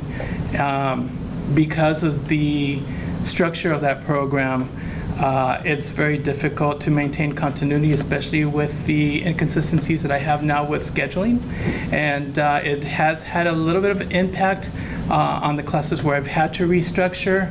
And myself being the 5th level of instructor where these students are prepared to get their licensing, I've had to backtrack and cover material that obviously was not covered during the levels or the processes within the education. Yeah. Yes. Is this faculty to bring you up to your minimum? It is not. Or above? We currently only have the 7 if this 10-year contract, 10-year instructor completes her her 10-year contract. But our union contract states that we are to have 8. Your union contract? Apparently, yes. It's written. So it's not getting the one then? You need one more to be able to meet your... Yeah, well, I just need the one. Yes. And is that because of state licensure guidelines? That I need the one? Barbary, the number of faculty you need to have? That's just the agreement that is with the union and the contract with the Cosmetology to maintain continuity within classroom instructions. In the process, for the past 4 years, I've lost, of course, our part-time instructors, and I also, we lost a dean. We've lost 2 individuals that worked as faculty within there, not faculty, but just in our department lab and stuff. So there's been the restructure in that program, which has impacted that. But I've been able to pull it through, and doing my best. It's successful. Was that agreement, we have the agreement with the nursing and the CJ and Cosmo. Was that the agreement you're talking about with that? Okay, between the college and the department. That's the college. Okay, so that'll be between And just to college clarify, you had a 7 is your minimum full-time faculty that is guaranteed in that agreement? It's supposed to be 8. It's supposed to be 8. You have 7. You have 6. Yes, 6. 6 with one maybe tenure, right? One going through. Yeah, when I was writing this out was before we had the tenure. She's not cleared yet, so I can't focus on Are there that. any more questions? Thank you very much. Thank you. Have a good day. Thank you. Warren. There we go.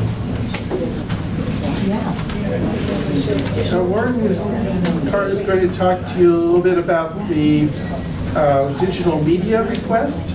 That's 5 minutes. And do I have questions for Warren? Stella? Can you talk about the part-time and the full-time ratio and how that's a problem for you? In digital media, there is 1 full-time and I think 5 or 6 part-time. The dilemma it places in it is that the program is really heavy on lab, and it's a lab preparation.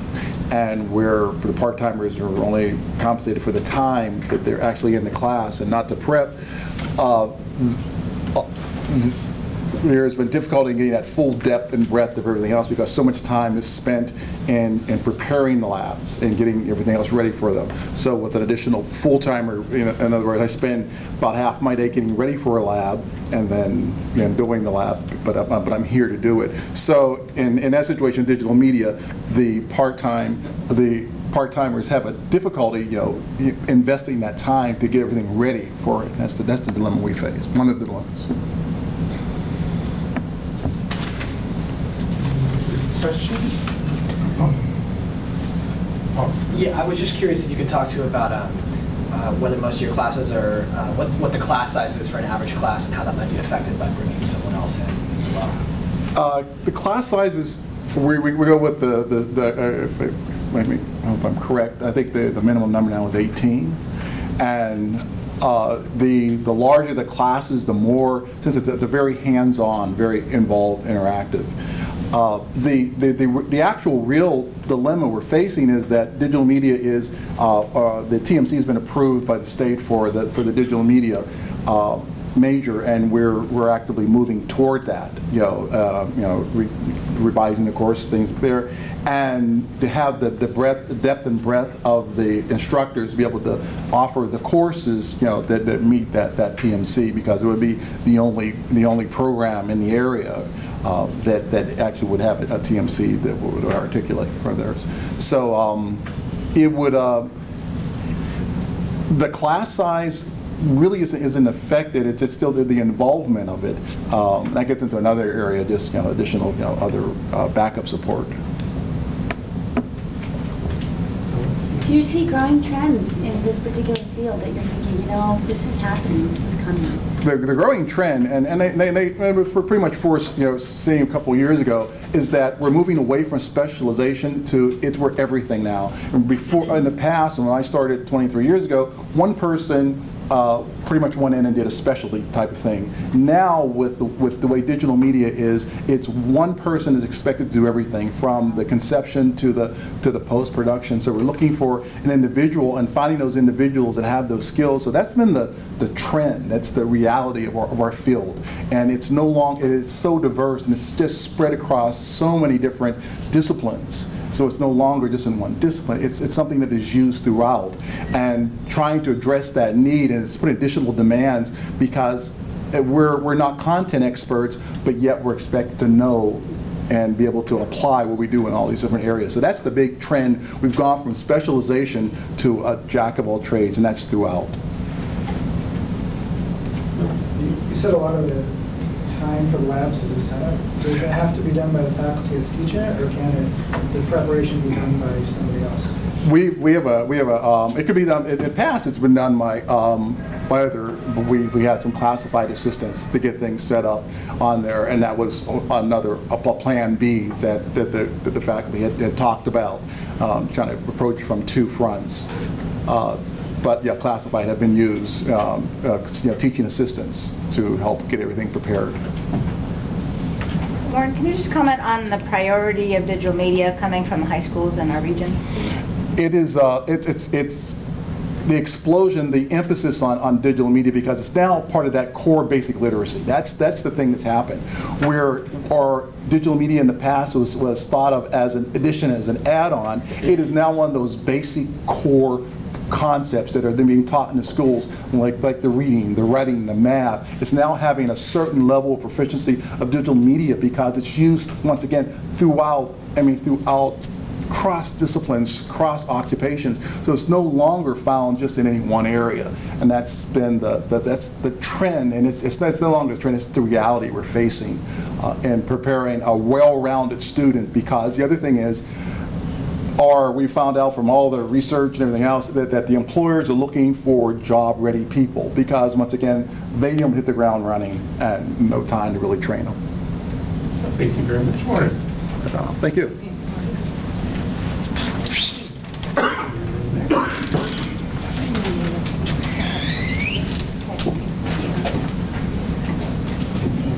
After 5 minutes, and we'll talk about the digital arts request. Any questions? None. Can you talk about those? Okay, go ahead. I was wondering if you could talk about if you're looking specifically for a generalist or somebody with a specific set of skills in the department. It's a good question. So we're looking for anybody at this point. We have not had a full-time in this department since I've been here, which is over 12 years. We've been lucky that we have a part-time person who's a classified staff volunteering to do all the curriculum with me, who was also volunteering to do a lot of it, especially the last 2 years. And so that curriculum hadn't been looked at in over 20 years. We found out no SLOs, nothing. So we did the best we could. So we're looking for someone who's a creative cloud person, because digital media and digital arts have now combined kind of under one area. And so we're trying to align, basically, as Professor Carter just said, align video, audio, print, and web into a skill set that's needed in digital media, which is identified as a priority sector in Orange County. There are 7,000 jobs expected the next couple of years in digital media in Orange County.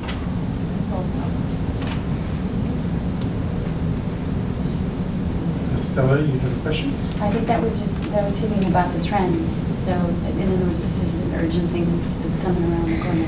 Well, it's interesting. Every high school, the one thing they do have, they might not have automotive and cosmetology and all that, but they do have computers. And so we have a flood of students looking for digital media programs coming on up.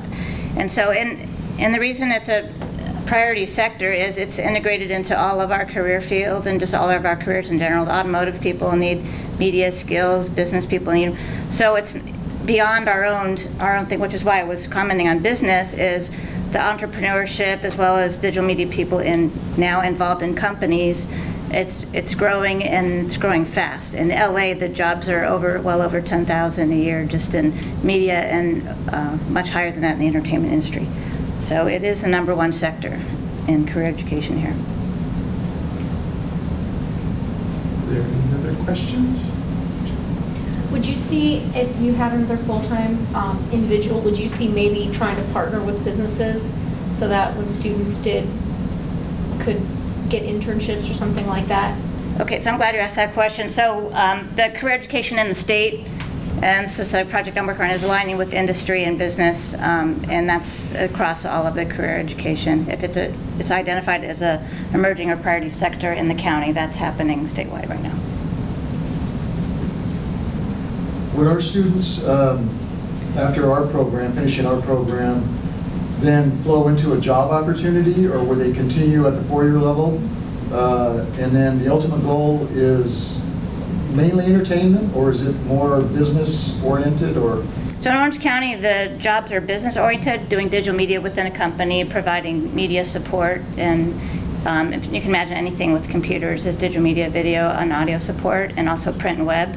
So that's, we're looking for entry-level jobs as coming in after 2 years. It's not a transfer program, but a transfer program, another transfer major in digital and graphic arts is coming, and digital media, we have an AA, but it's, most people are trying to look for jobs either in an entrepreneur or embedded within a company after 2 years.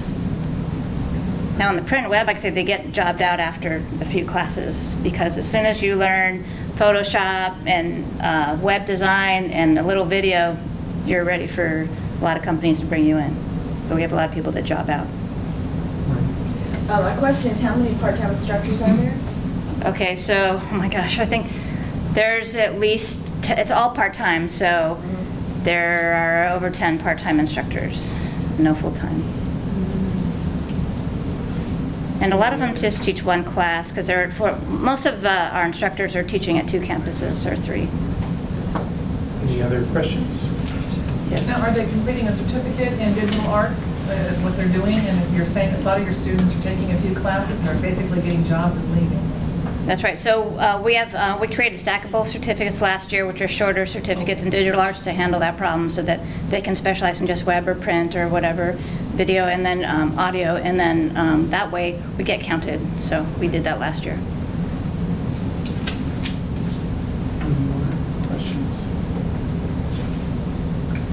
Thank you very much. Next is Dean. Dean will be talking a little bit about the college success request. It's 5 minutes. Any questions for Dean? Stella? What new trends or developments do you believe requires us to get a new faculty with college success? We're saying, what's going on out there that you think that we... Well, I think, one of the issues is that we only have, I'm the only full-time faculty member really assigned to the program. The classes were primarily taught by full-time faculty who taught the class as overload, came and did an overload class. But as you all know, your department full-time faculty numbers have gone down, and so those full-time faculty members are needed in their department to teach their classes both for load and overload. So we've had, reducing interest in our full-time faculty members coming over to teach our classes. We do have 4 full-time faculty who regularly teach 1 or 2 classes a semester. Ria Shaban, Joyce Bishop, Greg Carr, and me. But that doesn't even, that adds up to like 1 person, but it's not 1 person. It's somebody coming in almost like a part-time faculty member to teach a class. And so the other challenge is that I started this program in 1985, but then I was elected as the president of the union, and CFE's only had 5 presidents in its whole history, and every one of them has stayed in the job until retirement, except 1 who did 1 term and then was elected by someone else. Now, at any time, I run for 2-year terms, and somebody could run against me and get elected, or I could not run for re-election. It just doesn't very typically happen. So the chance of me returning to the program full-time and being able to devote full-time effort to the College Success Department is probably unlikely. Does that address your need? What skill set are you looking for in an instructor for college success? Yeah, we're looking for faculty members whose specialty is working on developmental learning. All the aspects of helping students be successful in college. And there are training programs out there that most of us have attended, in addition to having a background in the community college and being really familiar with what students need in order to succeed. We have a great textbook that we use that helps students holistically be successful in college, teaches them everything from time management to organization, note-taking, test-taking. And there are people out there, but it's hard to find them, and it's especially hard to find part-time faculty members who can and are willing and skilled to do this. Is there a particular major? No. So it could be any major? Yeah, so it just requires a master's degree in anything taught by the college. But obviously, that would be the minimum qualifications. The desirable one are to have this experience and this training that we've provided. We mentor each other. We have people job shadowing each other, and there are training programs out there that we ask people to go to. Yeah, you want to add, Maria? I just wanted to add, if that's okay, the question was asked about the trends, and the trend is obviously with the student success legislation that's come down. College 100 has always been a very critical part of student success on this campus, and as Dina said, you know, the minimum number of people that we have now being able to teach, and those of us that are just at least, you know, as part of our load being able to teach, we can't expand necessarily on that program where we'd like. We've got a couple of sections that are partnering up with another department like English and so on. I think it's cooperative learning kind of a thing where there's a support. We can't expand on that when you don't have enough faculty to develop those kinds of programs. And like I said, and he's right, a lot of the full-time that we're able to teach are now having to teach more sections in their own area because of the fact that they're losing. Thanks, Maria. I would like to mention that, you know, the student success, as the implementation of the Student Success Act continues, that is right. That will be you know, counselors more than ever, even though they already do, recommend students take the class until those classes are full, and then they stop recommending them, obviously. But that will continue to grow as this gets implemented. I went to some of those hearings when they were writing that act, and there was, for a time in the draft language, a requirement that it was going to be a required class for all students, but that was later reduced. As part of the SSSP funding, would college success courses fall under follow-up services with a line item funding percentage? Great question. I do not know that. Just real quick, Dean, what's the average class size? 35. And it's blocked at that, or it's? That's the maximum class size, is 35, yes. Although, you know, I've gone around the country and trained other colleges to teach these types of courses, and the class size in most of them is 18 to 22, so 35 is high. Thank you very much. You're welcome. Thank you. Okay.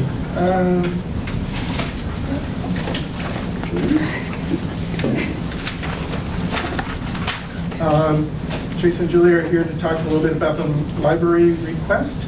5 minutes, and you have questions. I'm just wondering, how many full-time, there's a multiple question. How many full-time librarians do you have? What are the roles of each? And what would this new librarian take on? Okay, we have 4 full-timers right now, but the majority of my time is actually release time spent as director. We don't have a dean currently and other stuff. So technically we have about 3.5. Each of us does reference and collection development and orientations and outreach, but we're each assigned a service area because the library is open so much. So Julie does tech services, we have Gonzalo that does systems, so our web and all the rest of that. We have an instruction person, and so right now we're all sort of filling in for public services, so that would probably be who our new person would be. And we'd also like someone to explore the different types of technology that we are not able to explore. The library is a continuing, evolving atmosphere where new technologies are always brought in, and so there's so much out there with social media and tools and really neat things that are, you know, changing in the library that we have to stay abreast of, and we're unable to do that with being short. We had 2 retirements that in the last couple of years, and this position would try to replace one of those. You said a public services specialist? What is public services? Sorry, I was speaking librarian. So basically where the students interact with us one-on-one, so the circulation desk, which is where all the textbooks are, where they check books in and out, they do fines and fees.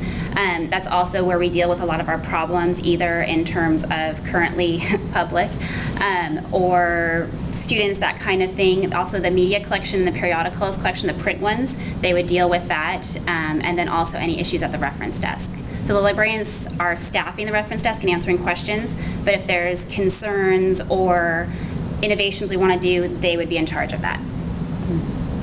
Currently, we are barely staying afloat. We've combined, librarians oversee different departments. They have their teaching duties at the reference desk, their orientation teaching duties. We also teach one-unit classes, and we also do all of our other jobs behind the scenes with our departments that we oversee. And with the shortage of the librarians retiring, we've kind of combined departments, so everyone now each librarian is overseeing more than the one department that they used to, so we're taking on more and splitting more, and so this person would really fill a great need. What is the loss of staff or loss of faculty librarians? What impact has it had on your hours of service and availability to students? We have not cut any hours at this point. We've stretched ourselves thin, including we've lost classified and faculty, and we've had to have faculty step in to do classified jobs to maintain open hours. It's always been our thing with the 4 librarians that are here not to cut hours. We are barely able to maintain that, so that could be coming here very, very soon. Yes? I agree. Okay, can you address how the library is an integral component to all of our departments? We're central. I mean, we serve every single student on campus. So every single department, every single curriculum, I mean, our collection reflects the curriculum for the entire campus. So we're very central to everybody on campus.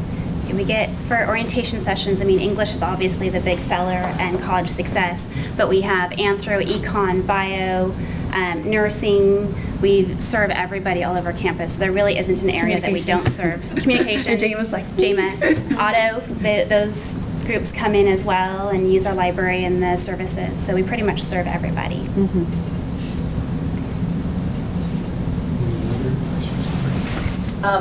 Do you have part-time instructors? How many? We have 6 part-time instructors, and they help us cover some of our reference hours, and they do some of our orientation sessions.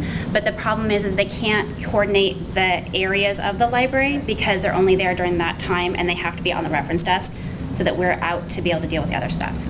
Another question. We also have the part-time faculty members doing some collection development because there's so many areas, because we do serve everyone on campus. We have so many areas where we have to order library materials from that we do have part-timers doing that as well. So, Thank you okay, very much. I'm tying this out. Thank you. We got the disco music too. Okay, Darla's going to talk to us about the biological sciences request. There are 2 of them, so she has 7 minutes to entertain biological sciences questions. It was mentioned for the physical sciences, but I'd like you to tell us about the lab factors and the security and safety and all of that, and how that affects how you hire and why you need full-timers. Okay. Right now we have 7 full-time faculty, and we will have 18 part-time projected, possibly a couple more for spring. And the problem with laboratory sections is both coordination and safety issues. Lecture classes are difficult to get good people for because biology is quite specialized. Like in math, I think you could teach any math class, but in biology, it's always you're a specialist in anatomy or physiology or microbiology. Each of those sections has its own lab safety issues. So when you have part-time people coming in, they're not able to go to department meetings. They usually teach at several campuses. They're kind of flying in and flying out. They do their best, but there's a huge concern about consistency and safety. Anatomy, we've got not cadavers, but we have the cats that are being dissected, live cultures in micro. Physiology, not so many safety issues. The lab factor at our campus, as you know, is paid at 0.75. So we lose a lot of good people because they would rather get paid 1 for 1, and I don't blame them one bit. So we are at a disadvantage right there to start.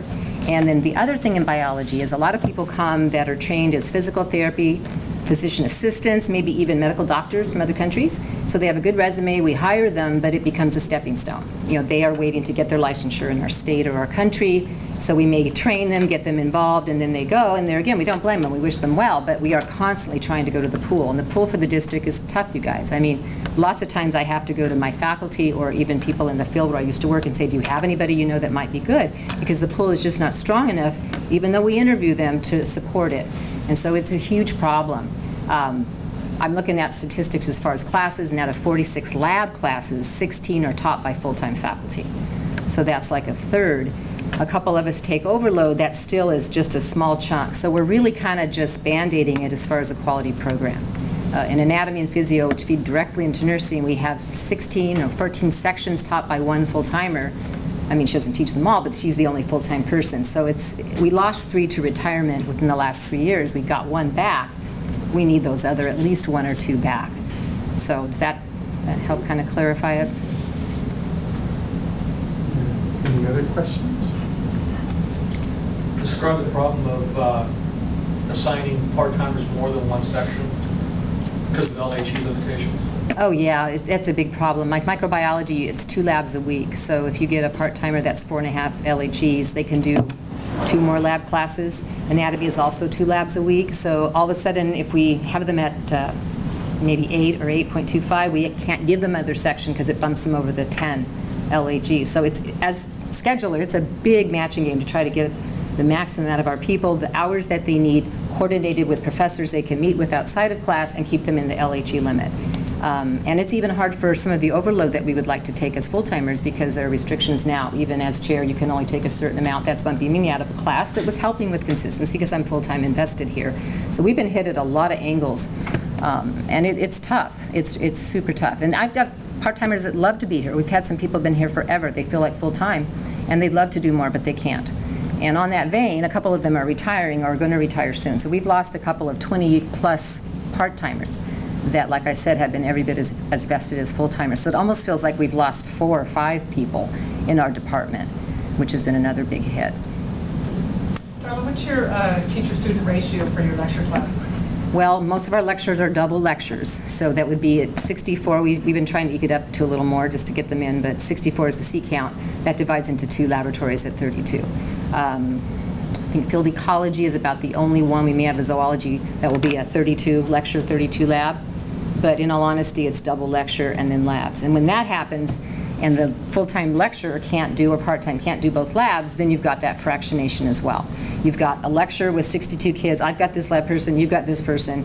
Certainly if you have a full-timer doing one of the labs, the other class, I'm sorry, they feel a little bit cheated because they don't have the person that they have for lecture, they don't have a full-time person, and they're always worried they're not getting the right thing, and disadvantages, and you're putting out fires. So it's tough. Those are tough issues to keep up a quality program. The Math and Sciences building is held together by duct tape. Can you please make some comments about the effect this has on full-time faculty? The building is in dire need of replacement. I think you all know that. It's going on 50 years. And yes, we're supposedly waiting for a state bond to be put on the ballot for 2014. If it passes, perhaps we'll get some money. If any of you guys want to come visit, please do. It's pretty bad. The sinks are bad. The paper's peeling off the wall if there is any. The baseboards are gone. Sinks are leaking. In all honesty, it's hard to attract good people just because of the condition of the building. I liken it to an apartment that you take your kid to. You're not renting here. I want to make sure you get a better spot. And I feel very badly as a chair. I taught at Orange Coast for many years. And as chair here, and I know our faculty is good, and I totally believe in this institution, but our building is awful.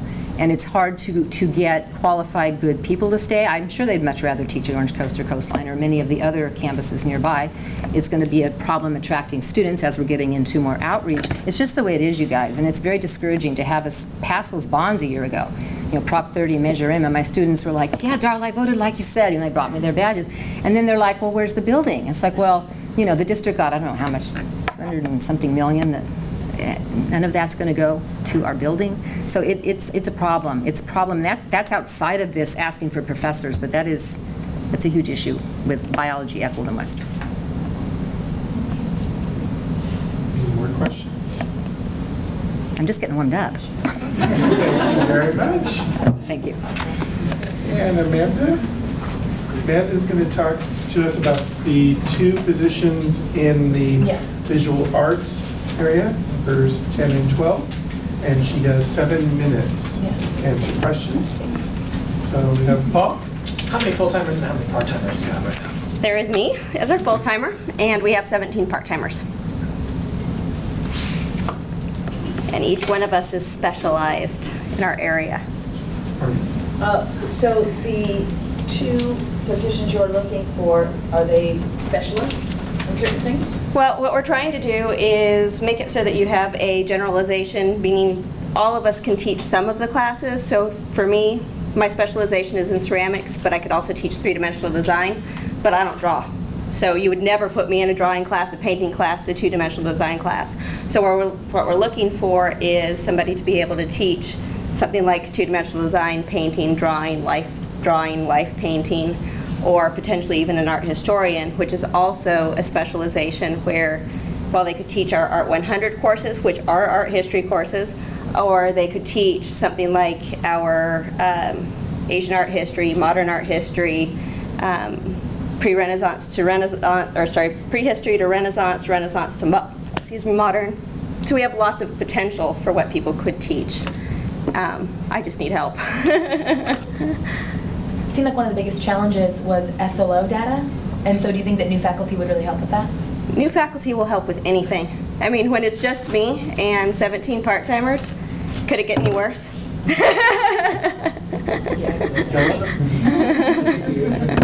Now with your area, you do ceramics. Yes. So that can be problematic. It can be dangerous, and so you would need faculty to assist you with that. Would that be accurate? Not for ceramics. I'm the full-time ceramics person, and actually when I was hired 8 years ago, there were 4 other full-time faculty members at that point in time. I was hired in as a health and safety reason. But at that point in time, we had a full-timer who taught sculpture, who dealt with all of the saws, all of that. We now have a part-timer in that class. We also had a full-timer teaching all of our printmaking courses and dealing with all of the chemicals, having to deal with all of that. So we have lots of health and safety. I didn't put in for health and safety, but you know, it's always a health and safety issue going on. Have your part-timers been fairly steady for Golden West? I mean, they've been here through the years, or they come and go? None of our part-timers that we currently have been here longer than about 7 years. Many of them are new. We are constantly replacing because they are going off and getting new tenure track positions other places. And right now I am having feelers out for our 3-dimensional design class, which we only offer in the spring, and we are having very difficult time finding somebody. I want to go back to the needs of the 2 positions. Do you expect your full-time faculty to be generalists, meaning they can teach a lecture class as well as the lab classes, or are you looking for 2 separate ones? We're looking for a generalist as a studio generalist, so somebody who could potentially teach 2-dimensional design, painting, drawing, life painting. So that all would fall under one category. And then potentially, let's say, an art historian who, again, would be a generalist in art history, but we have pretty different areas of specialization for that. Amanda, what percentage of your visual arts students go on to be visual art majors, or is basically you serve the general population of the campus very well? We serve general population of the entire campus, we serve approximately 1,200 students every semester. And then we typically have about 25 graduate every year with a visual arts major. Most of them are transferring. Right now I have a pretty large group getting ready to transfer next fall that I know of that's just in ceramics that are about 15. So beyond that, we should have our 25 or more, because I also at this point have an AA degree and 2 AATs in place for the art department. Any questions? Stella? Is there any new courses that you feel you haven't been able to look into or expand because of this? Well, we actually have ended up cutting a number of courses. Our art department is way smaller than our art department should be for a college our size. The art department, before I arrived here, was about 9 to 13 full-time faculty. With all of the budget cuts, the arts took the largest hit pretty much on campus. And so we have ended up cutting serious numbers of sections, while if you look over at the CSUs, the art departments are gigantic. We are very, very small for a college our size for an art department. Any other questions? Thank you very much. Thank you.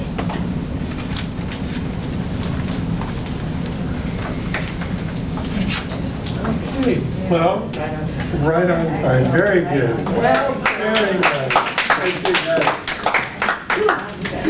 We have a question with regards to Ed Raina, who came in and mentioned something about the agreement that he had.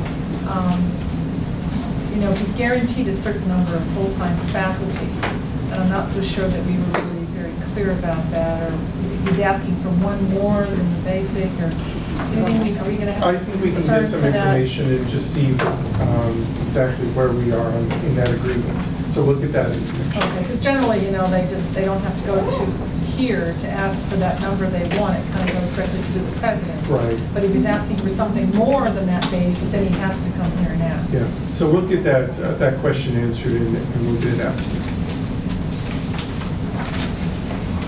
Any other questions? I want to thank all of you today. Is there anything other things that we need to talk about? No. Okay, as you can see, we have a lot of great requests here, unbelievably good requests here. So it's going to be a tough rating period. We will expect all the ratings to be in on the 21st. To Julie, and if you could do electronic, that would be good. Okay? And if you have any questions, please feel free to forward them to Julie. Thank you all. Very good.